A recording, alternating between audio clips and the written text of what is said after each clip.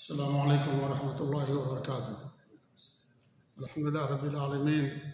واشہد ان لا الہ الا اللہ وحدہ لا شریک لہ، واشہد ان محمدا عبدہ ورسولہ، بلغ الرسالہ وادى الامانہ ونصح الامہ وترکها علی البیضاء لیلها کنہارها لا یزیغ عنہا الا ہالک، صلوات اللہ وسلامہ علیہ وعلی آلہ وعلی اصحابہ ومن اہتدی بہدیہ واستنى بسنتہ الی یوم الدین، وبعد۔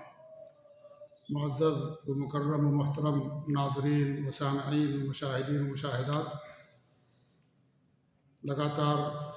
آپ کی اس مسجد میں نبی اکرم صلی اللہ علیہ وسلم کی سیرت پاک ذکر کی جا رہی ہے۔ آج آپ کی زندگی کا ایک بہت ہی اہم ترین واقعہ ہم بیان کرنا چاہیں گے، جسے تاریخ صلح حدیبیہ کے نام سے جانتی ہے۔ صلح حدیبیہ کہنے کی وجہ یہ ہے کہ حدیبیہ ایک جگہ کا نام ہے جو مکہ سے تھوڑی دوری کے فاصلے پر پڑتا ہے، جدہ کے پاس، اور اس جگہ پر ہمارے نبی صلی اللہ علیہ وسلم اور مکہ کے مشرکین کے درمیان ایک صلح ہوئی تھی، اس لیے اس صلح کا نام صلح حدیبیہ ہے۔ قرآن میں اللہ رب العالمین نے اسے فتح مبین قرار دیا ہے، اور اس صلح حدیبیہ کے بعد اللہ رب العالمین نے ایک سورت اتاری الفتح کے نام سے، جس میں 29 آیتیں ہیں، اور پہلی ہی آیت میں اللہ رب العالمین نے اس صلح کو فتح مبین قرار دیا ہے۔ انا فتحنا لک فتحا مبینا، ہم نے آپ کو فتح مبین عطا فرمائی، کیونکہ اس صلح حدیبیہ میں 1400 صحابہ کرام شریک تھے۔ اس کے ٹھیک 2 سال کے بعد جب مکہ فتح ہوتا ہے تو فتح مکہ میں 10,000 مسلمان شریک تھے۔ 2 سال میں کافی تعداد میں لوگوں نے اسلام قبول کیا، اسی لیے اللہ رب العالمین نے اس کو فتح مبین قرار دیا ہے۔ اور جب یہ صورت نازل ہوئی تو آپ صلی اللہ علیہ وسلم نے فرمایا کہ اللہ رب العالمین نے آج رات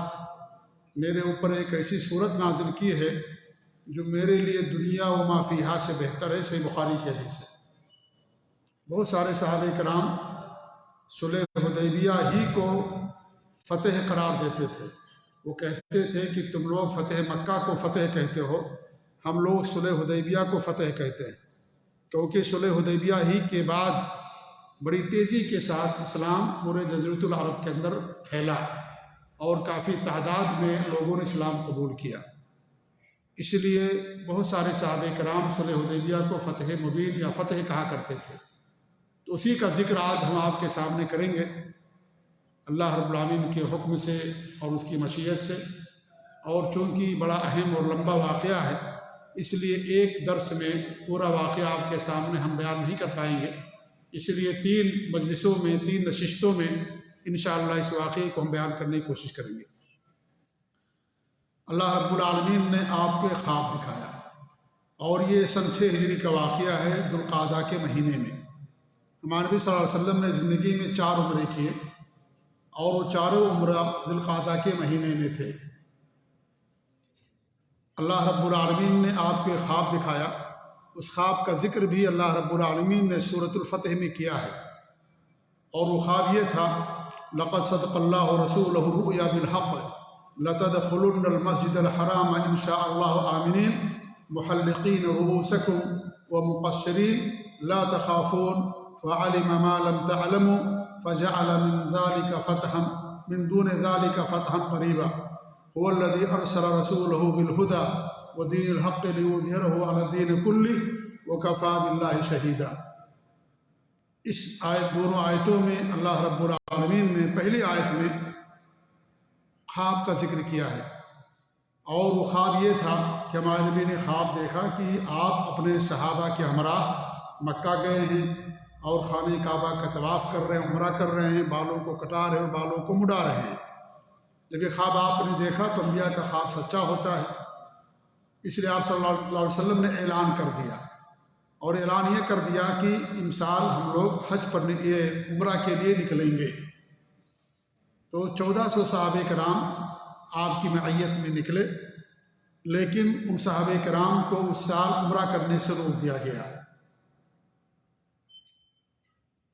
آپ کو جو خواب دکھایا گیا اس میں اس کا ذکر نہیں تھا کہ اسی سال عمرہ کرنا ہے۔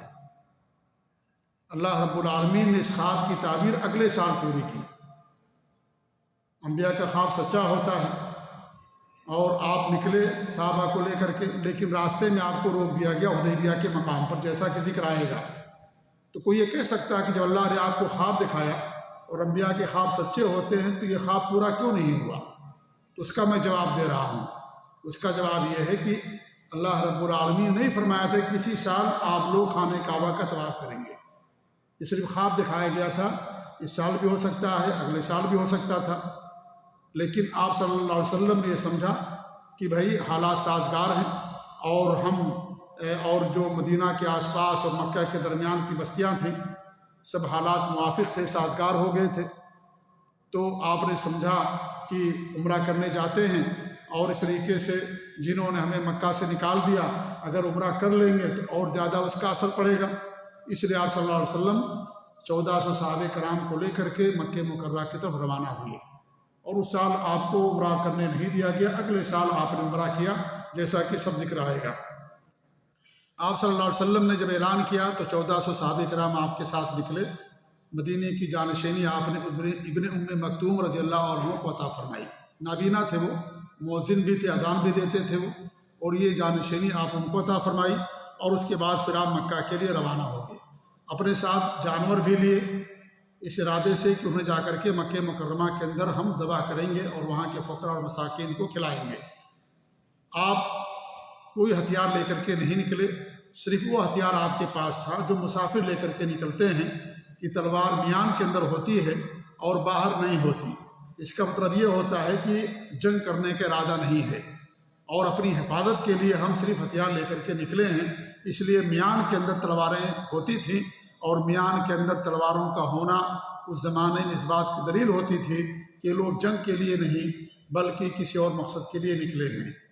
تو وہ تلوار لے کر کے میان میں آپ نکلے، اور آپ نے اپنے آگے، اور ذوالحلیفہ جب آپ پہنچے تو آپ نے وہاں پر عمرے کا احرام باندھا، آپ نے بھی اور آپ کے تمام صحابہ کرام نے جو آپ کے ہمراہ تھے۔ آپ نے ایک شخص کو آگے آگے بھیج دیا تاکہ وہ قریش کے جو عزائم ہیں، قریش کے جو منصوبے ہیں، ان کے بارے میں ہمیں خبر دے۔ جب آپ صلی اللہ علیہ وسلم مقام اسفان میں پہنچے تو آپ کو اطلاع ملی کہ کعب بن لؤی قریش قبیلے کا بڑا خاندان قبیلہ تھا، انہوں نے اپنے حلیفوں کو بھی بلا رکھا تھا، اور وہ جنگ کا ارادہ رکھتے تھے، اور یہ تھا ان کا ارادہ کہ مسلمانوں کو، صحابہ کرام کو مکہ میں داخل ہونے کی اجازت ہم کسی بھی طرح سے نہیں دیں گے۔ جب آپ کو یہ اطلاع دی گئی تو آپ نے صحابہ کرام سے مشورہ کیا، کیونکہ آپ جنگ کے لیے تو نکلے نہیں تھے، آپ کے پاس ہتھیار بھی نہیں تھے۔ تو آپ نے صحابہ کرام سے مشورہ کیا کہ ہم کیا کریں۔ تو ابوبکر صدیق رضی اللہ تعالیٰ عنہ نے مشورہ دیا کہ ہم عمرہ کرنے جا رہے ہیں، لڑنے کے لیے نہیں نکلے ہیں، البتہ جو عمرے کے درمیان حائل ہوگا اس سے ہم لڑائی ضرور کریں گے۔ آپ نے یہ رائے ان کی قبول کر لی۔ اس کے بعد پھر آپ جو ہے سفر پر روانہ ہو گئے۔ جب قریش کو اس کی خبر ہوئی، یہ تو قریش کا، یہ مکے کے قبیلے کا ذکر تھا کعب بن لؤی کا، لیکن جو قریش تھے جب انہیں اس کی خبر ہوئی تو انہوں نے ایک مجلس منعقد کی، اور اس میں یہ طے کیا کہ جیسا بھی ہو مسلمانوں کو مکے کے اندر ہم داخل نہیں ہونے دیں گے، اور ان کو ہم عمرہ کرنے کی اجازت ہرگز نہیں دیں گے۔ جب آپ صلی اللہ علیہ وسلم کو راستے ہی میں اس کی اطلاع مل گئی تو آپ جس راستے سے جا رہے تھے اس راستے کو آپ نے بدل دیا، تاکہ جو کعب بن لؤی کے لوگ تھے، جو حلیف تھے، ان سے آپ کی مٹ بھیڑ نہ ہو۔ اس لیے آپ نے جو ہے راستہ بدل کر کے دوسرا راستہ لے لیا، جو قراء الغمیم کا راستہ ہے، جو تنعیم کی طرف جا کر کے نکلتا ہے۔ تنعیم جسے آج مسجد عائشہ لوگ کہتے ہیں، وہ قراء الغمیم کا علاقہ تھا، تو اس علاقے سے آپ نے وہ راستہ لیا۔ کچھ دوری پر خالد بن ولید جو مسلمان نہیں ہوئے تھے، وہ 200 سواروں کا دستہ لے کر کے وہاں راستے میں پہنچے ہوئے تھے، کیونکہ قریش کے لوگوں نے یہ فیصلہ کر لیا تھا کہ ان کو کسی بھی حال میں مکے میں داخل نہیں ہونے دیں گے اور عمرہ کرنے کی اجازت نہیں دیں گے۔ خالد بن ولید بڑے شہ سوار تھے، بڑے کمانڈر تھے، ان کی معیت میں انہوں نے 200 لوگوں کو بھیجا تاکہ ان کو راستے ہی میں روکا جا سکے۔ ایک جگہ آپ صلی اللہ علیہ وسلم نے پڑاؤ ڈالا، ظہر کی نماز کا وقت ہو گیا، آپ نے ظہر کی نماز پڑھی اور جماعت کے ساتھ پڑھی، اور مسافر سفر کی نماز 2 رکعت پڑھتا ہے، ایک امام کے پیچھے 2 رکعت پڑھی گئی۔ خالد بن ولید کچھ دوری پر تھے لیکن انہوں نے حملہ نہیں کیا، اور یہ سوچا کہ جب عصر کی نماز کا وقت ہوگا تب ہم ان کے اوپر حملہ کر دیں گے، اور ایک موقع ہم نے گنوا دیا، سب کے سب نماز میں تھے۔ لیکن جب عصر کی نماز کا وقت آیا تو اللہ رب العالمین نے صلاۃ الخوف کا حکم نازل کر دیا، اور صلاۃ الخوف کا مطلب یہ ہے کہ جو خوف کی حالت میں نماز پڑھی جائے، اور اس کا طریقہ کار جو مشہور طریقہ کار ہے وہ یہ ہے کہ 2 جماعت ہوگی، ایک جماعت مسلمانوں کی حفاظت کرے گی دشمنوں سے، اور ایک جماعت امام کے ساتھ نماز پڑھے گی۔ جب عصر کی نماز کا وقت آیا تو 1400 صحابہ تھے، 700 صحابہ کرام نبی کے ساتھ نماز پڑھے، اور 700 صحابہ کرام دشمنوں کا مقابلہ کے لیے جو ہے کھڑے ہوئے تھے، اس لیے ان کو پھر عصر کی نماز میں بھی حملہ کرنے کا موقع نہیں ملا۔ اللہ رب العالمین نے صلاۃ الخوف نازل فرما دی۔ اس کے بعد آپ صلی اللہ علیہ وسلم نے ایک دوسرا راستہ جو بڑا پرپیش راستہ ہوتا ہے، اس راستے کو آپ نے اختیار کیا۔ جب دیکھا کہ آگے خالد بن ولید 200 سواروں کے ساتھ موجود ہیں، تو چونکہ آپ کا مقصد جنگ کرنے کا نہیں تھا، اس لیے آپ نے ایک دوسرا راستہ اختیار کیا۔ آپ چل رہے تھے کہ ایک جگہ آپ کی اونٹنی جس کا نام قصوہ تھا بیٹھ گئی، تو لوگوں نے کہا کہ تھک گئی ہے اونٹنی، تو ہمارے نبی نے فرمایا کہ تھکی نہیں ہے، اسے اس ذات نے روک دیا جس نے اصحاب الفیل کو، ہاتھی والوں کو روک دیا تھا۔ اور اس میں اشارہ تھا جو ابرہہ نامی شخص جو یمن سے آیا تھا اور خانہ کعبہ کو گرانے کے لیے، منہدم کرنے کے لیے، تو اس کی طرف آپ نے اشارہ کیا کہ جس ذات نے ہاتھی کو اور ہاتھی والوں کو روک دیا تھا، اسی ذات نے اس اونٹنی کو روک دیا ہے۔ پھر آپ نے فرمایا کہ اگر یہ لوگ مجھ سے کسی بھی ایسی چیز کا مطالبہ کریں گے جس میں اللہ تعالیٰ کی حرمتوں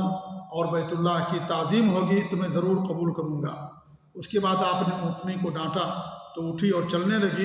اور آپ صلی اللہ علیہ وسلم حدیبیہ نامی مقام پر جا کر کے آپ نے پڑاؤ ڈالا۔ یہ حدیبیہ جدہ کے آس پاس پڑتا ہے اور مکہ سے کچھ دوری کے فاصلے پر۔ آج کل اس کا نام شمیسی ہے، ہمارے نبی کے زمانے میں اسے حدیبیہ کہا جاتا تھا، آج کل شمیسی کے نام سے معروف ہے۔ وہاں پانی کا ایک چشمہ تھا اور اس میں تھوڑا سا پانی تھا جو چند لمحوں میں ختم ہو گیا، تو صحابہ کرام نے پیاس کی شکایت کی، تو ہمارے نبی صلی اللہ علیہ وسلم نے اپنے ترکش سے ایک تیر نکالا اور حکم دیا کہ اسے چشمے میں ڈال دیں، اور جب اسے چشمے میں ڈال دیا گیا تو ڈالتے ہی چشمہ پانی سے ابلنے لگا۔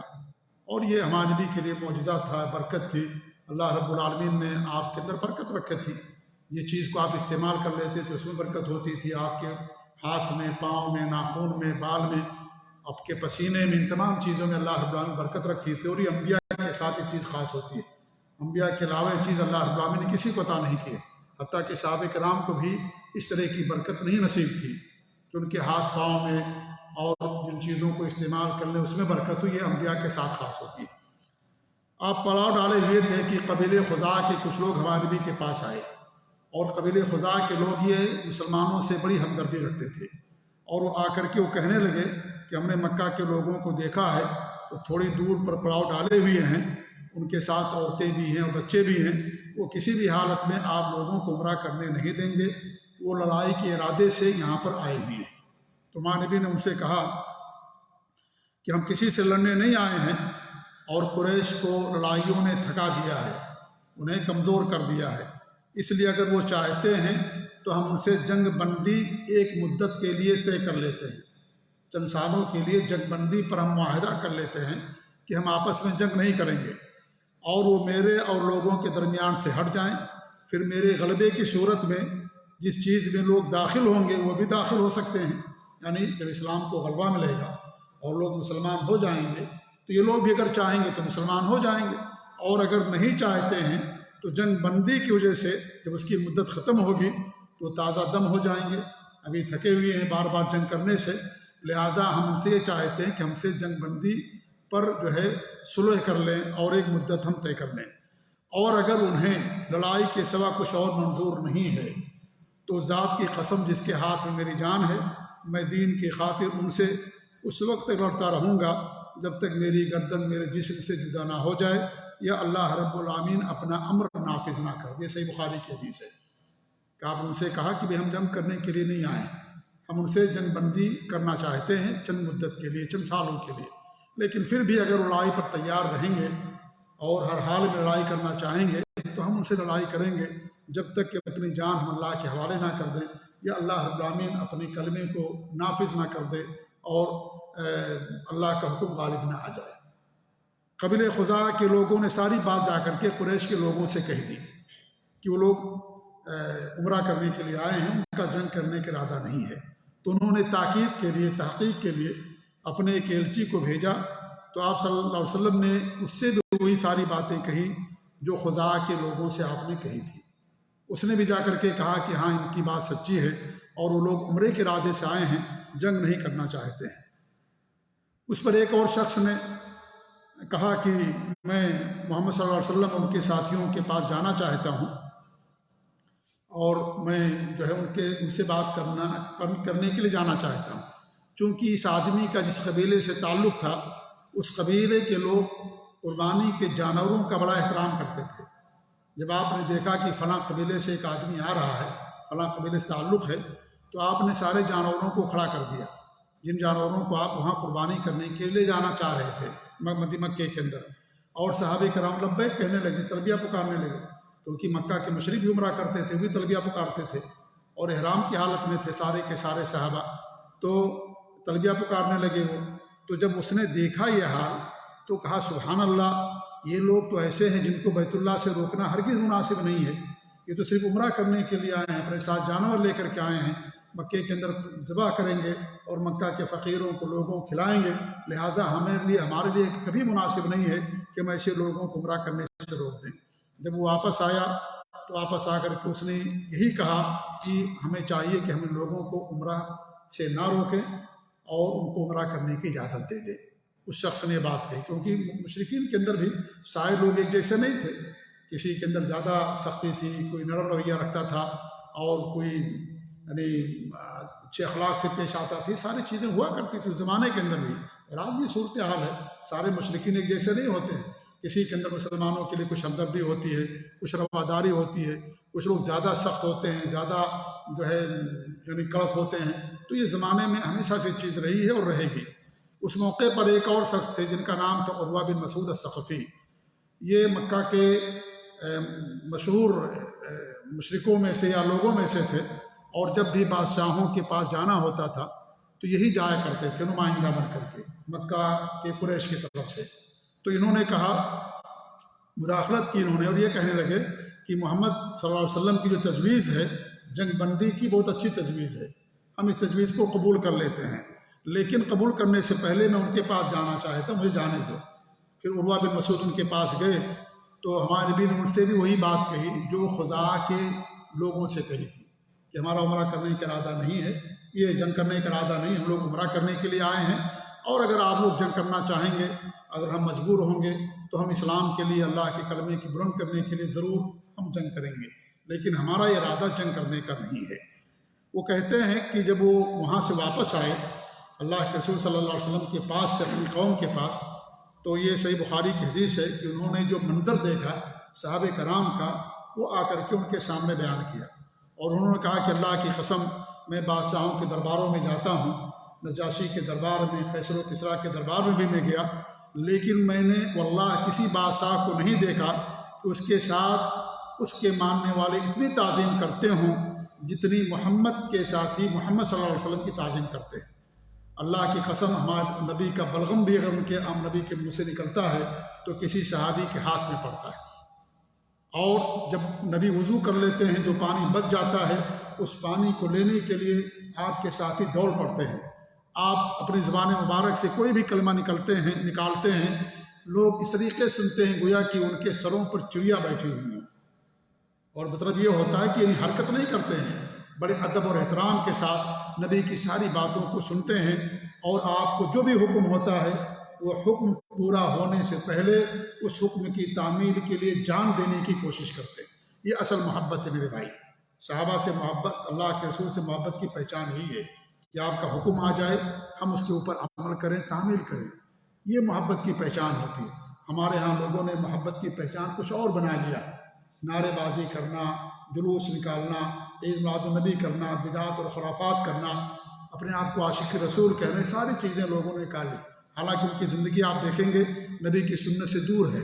توحید سے دور ہے اور نبی کے اخلاق سے دور ہے، ساری چیزیں ان کے یہاں نہیں پائی جاتی۔ تو اصل محبت کی پہچان آپ کی اتباع ہے، جیسا کہ اللہ رب العالمین نے خود قرآن کریم کے اندر ایک معیار دیا ہے اور ایک کسوٹی دی ہے، اور ان کنتم تحبون اللہ فاتبعونی یحببکم اللہ، آپ فرما دیجیے اگر تمہیں اللہ تعالیٰ سے محبت ہے میری اتباع کیجیے، میری پیروی کرے،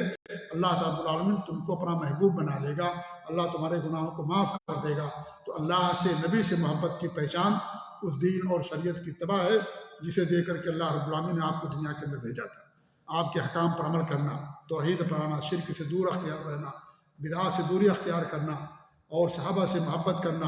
اور ان کے فہم کے مطابق، ان کے عقیدے اور منہج کے مطابق دین کو سمجھنا، یہ نبی سے محبت کی پہچان ہوتی ہے۔ تو انہوں نے جا کر کے یہ بات بیان کی کہ ان کے صحابہ تو ایسے جان دینے کے لیے تیار ہیں،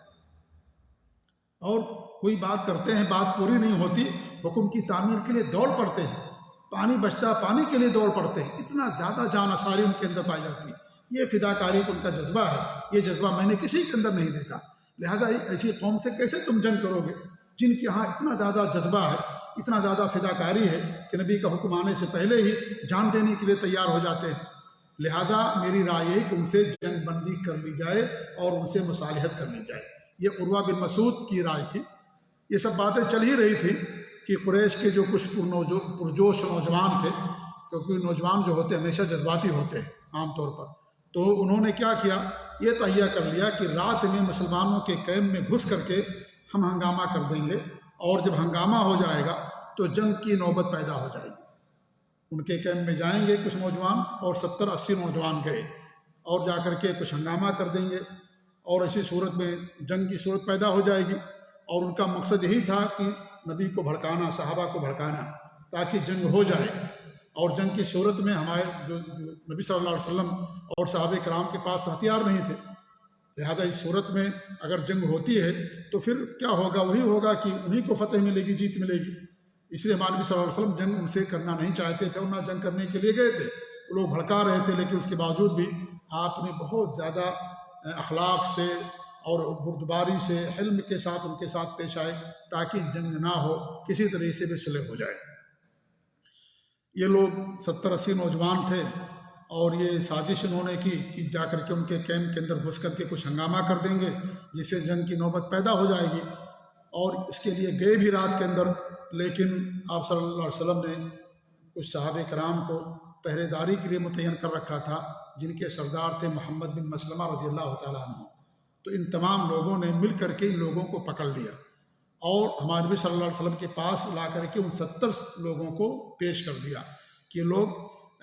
غلط ارادے سے آئے تھے، سازشی ذہن تھا ان کا، اور کچھ ہنگامہ کرنا چاہ رہے تھے، اس لیے ہم نے ان کو پکڑ لیا اور آپ کے حوالے کر دیا۔ جب ان لوگوں کو ہمارے نبی کے حوالے کر دیا گیا تو آپ نے ان سب کو معاف کر دیا، سب کو چھوڑ دیا، آپ نے سب کو چھوڑ دیا، کیونکہ آپ کا مقصد یہی تھا کہ جنگ نہیں کرنا ہے اس سفر میں، اور عمرہ کرنا ہے، کیونکہ جنگ کا انجام جو ہے برا ہو سکتا تھا صحابہ کے لیے، مسلمانوں کے لیے، تو آپ نے سب کو معاف کر دیا۔ تو اللہ رب العالمین نے سورۃ الفتح کے اندر آیت نازل فرمائی ہے، وَهُوَ الَّذِي كَفَّ أَيْدِيَهُمْ عَنْكُمْ وَأَيْدِيَكُمْ عَنْهُمْ بِبَطْنِ مَكَّةَ مِنْ بَعْدِ أَنْ أَظْفَرَكُمْ عَلَيْهِمْ وَكَانَ اللَّهُ بِمَا تَعْمَلُونَ بَصِيرًا۔ اور صحیح مسلم کی حدیث ہے جو میں نے آپ کے سامنے پیش کی ہے خلاصے کے طور پر، کہ آپ نے سب کو معاف کر دیا۔ اللہ نے فرمایا کہ اللہ ہی ہے جس نے ان کے ہاتھوں کو تم سے اور تمہارے ہاتھوں کو ان سے روک دیا مکے کے اندر، جبکہ تمہیں ان پر غلبہ دے دیا تھا، یعنی مسلمانوں کو غلبہ مل گیا تھا۔ آپ چاہتے تو 70 لوگوں کو قتل کر سکتے تھے، یا ان کو آپ قیدی بنا سکتے تھے، کیونکہ وہ پکڑ لیے گئے تھے، انہوں نے سازش کی تھی اور ہنگامہ برپا کرنا چاہ رہے تھے، لیکن آپ نے کیا کیا، آپ نے اخلاق اور نرمی کا مظاہرہ کرتے ہوئے آپ نے ان سب کو چھوڑ دیا، تاکہ اس کی وجہ سے قریش کے دل میں نرمی پیدا ہو اور وہ جنگ کے بجائے صلح کے لیے تیار ہو جائیں۔ اس کے بعد آپ صلی اللہ علیہ وسلم نے حضرت عثمان غنی رضی اللہ تعالیٰ عنہ کو سفیر بنا کر کے، مندوب بنا کر کے مکہ بھیجا، اور انہیں یہ بھی حکم دیا کہ وہ بتلا دیں کہ ہم جنگ کرنے کے لیے نہیں آئے ہیں بلکہ صرف عمرہ کرنے کے لیے آئے ہیں۔ اور آپ نے انہیں اسلام کی دعوت بھی پیش کرنے کا حکم دیا، اور یہ بھی کہا کہ جو مکہ کے کمزور مسلمان ہیں، مرد اور عورتیں، انہیں جا کر کے قریب ہی فتح کی بشارت سنا دینا، اور یہ بتلا دیں کہ اللہ عز و جل اپنے دین کو مکہ میں غالب کر کے رہے گا، یہاں تک کہ کسی کو ایمان چھپانے کی ضرورت نہیں ہوگی۔ جب حضرت عثمان رضی اللہ عنہ پہنچے تو قریش نے انہیں طواف کرنے کی اجازت دے دی۔ قریش نے کہا کہ آپ اگر چاہو طواف کر لو، لیکن انہوں نے مسترد کر دیا، کہا کہ جب تک اللہ کے رسول صلی اللہ علیہ وسلم اور ہمارے اور جو ساتھی ہیں طواف نہیں کریں گے، میں طواف نہیں کر سکتا۔ جب آپ صلی اللہ علیہ وسلم کا پیغام لوگوں تک پہنچا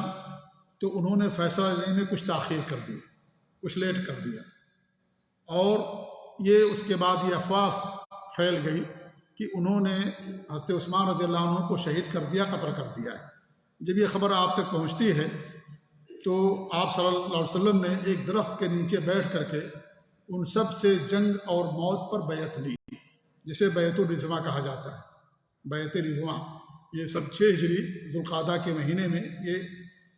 پیش آیا تھا صلح حدیبیہ کے مقام پر، حدیبیہ کی جگہ میں، اور چونکہ جو سفیر ہوتا ہے اس کا قتل جنگ کے مرادف ہوتا ہے، سفیر کا قتل یہ جو ہے جنگ کے مرادف ہوتا ہے، اس لیے آپ صلی اللہ علیہ وسلم نے تمام صحابہ سے کیا کیا، بیعت لیا کہ ہم حضرت عثمان کے خون کا بدلہ لیں گے اور ان سے جنگ کریں گے۔ سب سے پہلے ابو سنان ایک صحابی ہیں، انہوں نے بیعت کی۔ سلمہ بن اکوع بڑے تیر انداز تھے، بہت مشہور تیر انداز تھے، انہوں نے 3 مرتبہ بیعت کی، سلمہ بن اکوع رضی اللہ تعالیٰ عنہ نے، اور نبی صلی اللہ علیہ وسلم اپنا ایک ہاتھ دوسرے ہاتھ سے پکڑ کر کے فرمایا یہ عثمان کی طرف سے ہے، یعنی یہ عثمان کا ہاتھ ہے، گویا کہ وہ بھی ہمارے ساتھ بیعت میں شریک ہیں۔ اللہ رب العالمین اس بیعت کی فضیلت میں یہ آیت نازل فرمائی ہے، لقد رضی اللہ عن المؤمنین اذ یبایعونک تحت الشجرہ فعلم ما فی قلوبہم فانزل السکینۃ علیہم واثابہم فتحا قریبا، کہ اللہ رب العالمین مومنوں سے راضی ہو گیا جب وہ آپ کے اوپر ہاتھ کے اوپر درخت کے نیچے بیعت کر رہے تھے، اور اللہ رب العالمین کو سب کچھ معلوم ہے جو ان کے دلوں میں ہے، اللہ نے ان پر سکون نازل فرمایا اور ان کو قریبی ہی فتح دینے کا وعدہ کیا۔ یہ اللہ رب العالمین نے سورۃ الفتح کے اندر اس آیت کو نازل فرمایا۔ جب بیعت مکمل ہو گئی تو عثمان رضی اللہ تعالیٰ عنہ آ گئے، آپ صلی اللہ علیہ وسلم جب بیعت مکمل ہوگی تو پہنچ گئے۔ اب یہاں ایک سوال پیدا ہوتا ہے کہ آپ نے تحقیق کیوں نہیں کیا کہ حضرت عثمان کو قتل کیا گیا، قتل نہیں کیا گیا ہے؟ تو اس کا جواب یہ ہے کہ آپ نے اس لیے تحقیق نہیں کیا کیونکہ یہ جو آپ بیعت لے رہے تھے وہ اسی وقت جنگ کی بیعت نہیں تھی، یہ بیعت تھی جہاد کی اور موت کی بیعت تھی، اور آپ صلی اللہ علیہ وسلم صحابہ سے اور جو بھی مسلمان ہوتا تھا آپ اسے بیعت لیتے تھے، اس لیے اس کے اندر کوئی ایسی بات نہیں تھی کہ یہ بیعت ہو گئی ہے تو ابھی جا کر کے ان کے اوپر حملہ کرنا ہے۔ اس پر آپ نے بیعت نہیں لیا تھا کہ ابھی جا کر کے حملہ کریں گے، یہ تھا کہ ہم حضرت عثمان کے خون کا بدلہ لیں گے، بعد میں بھی لیا جا سکتا ہے، یہ نہیں تھا اسی کو جا کر کے لینا، اس لیے اس میں تحقیق کی ضرورت نہیں تھی۔ اگر یہ غلط واقعہ ہوتا تو حضرت عثمان ضرور آ جاتے، اور جیسا کہ آگے، لہذا آپ نے جو بیعت لیا تھا یہ بیعت صرف یہ تھی کہ جنگ کی بیعت تھی، جہاد کی بیعت تھی، حضرت عثمان کے خون کا بدلہ لینے کی بیعت تھی، اور یہ بیعت آپ صلی اللہ علیہ وسلم جنگ کی اور جہاد کی بیعت صحابہ سے لیا کرتے تھے جو مسلمان ہو جاتے تھے۔ تو جب آپ نے بیعت لے لی اور اس کا ایک مقصد بھی نکل گیا، اور اس کا مقصد یہ ہو گیا کہ اس سے قریش کے دلوں پر رعب طاری ہو گیا کہ صحابہ نے جنگ پر بیعت کی ہے اور موت پر بیعت کی ہے، اس موت سے نہیں ڈرنے والے لوگ ہیں یہ۔ تو جب یہ ان تک خبر پہنچتی ہے تو ان لوگوں کے اوپر خوف طاری ہو گیا، اور اس کے بعد پھر صلح کا واقعہ پیش آیا۔ وہ انشاءاللہ جو صلح کی دفعات تھی اگلے درس میں آپ کے سامنے بیان کروں گا۔ اللہ تعالیٰ سے دعا کہ اللہ رب العالمین ہمیں اپنے نبی صلی اللہ علیہ وسلم کی سیرت کو جاننے کی توفیق دے اور آپ کے اخلاق کو اپنانے کی توفیق دے، اور اللہ رب العالمین ہم سب کو توحید پر قائم رکھے، شرک سے محفوظ رکھے، آمین۔ و صلی اللہ علیہ محمد وعلی آلہ و صحبہ اجمعین۔ جزاکم اللہ خیر، والسلام علیکم ورحمۃ اللہ وبرکاتہ۔